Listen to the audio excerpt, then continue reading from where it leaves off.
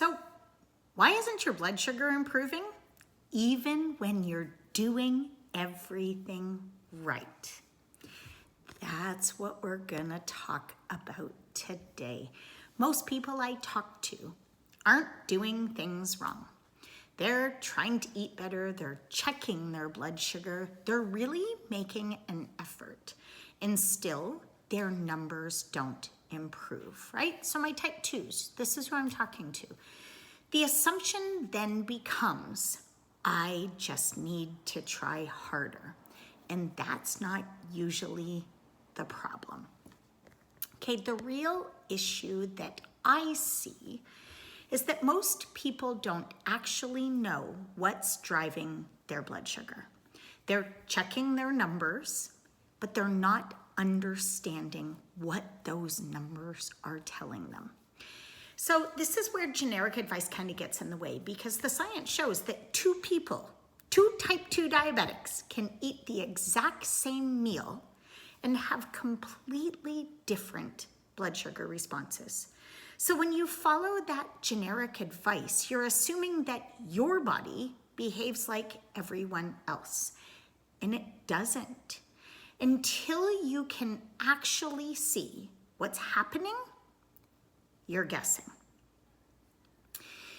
And this is where I work to help people see change, right? One of the biggest mistakes people make is that they think eating healthy is what they should be doing, and they don't understand why their blood sugar is still high, right? There are all sorts of foods that are packaged as healthy, right? It could be fruit smoothies, it could be oatmeal, right? And I'm not saying that any one of those things is bad for any one person until they know they are, right? So when all things are considered healthy, you turn to those because you don't know what else to do, right? But your blood sugar doesn't respond to labels.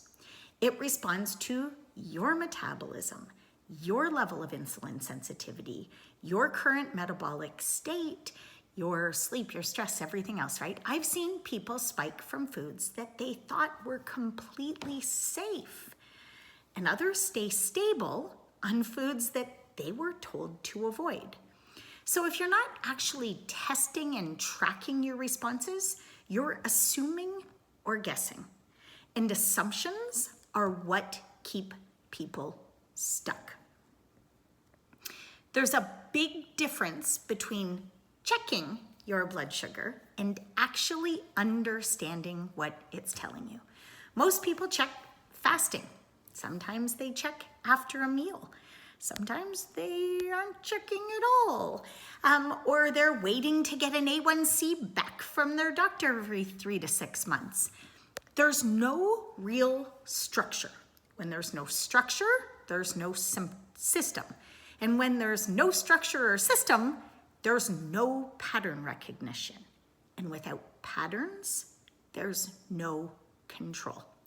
If you don't know what caused it, you can't fix it. So this is where most people stay stuck. They're trying, they're paying attention, they're doing what they've been told, but they're not seeing what's actually driving their numbers. So what do? You try different diets, you change food, you add exercise. Nothing consistently improves because the problem isn't effort, it's visibility. And that's what we've got to work to change. Once you can actually see your patterns, everything starts to change.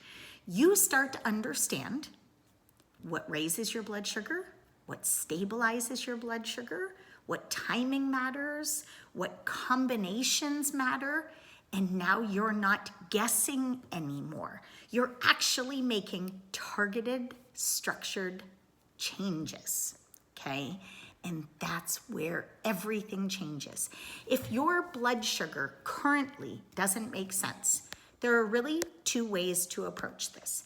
If you want to figure it out on your own, there's a structured process to do that. If you're done guessing and you actually want this handled properly, that's what else I help people with. Both options can be found on my Instagram page. So you can follow me there. Dr. Christine Maggs comes up. You can follow my Linktree, which is Linktree Christine Maggs, KRISTINEMAGGS.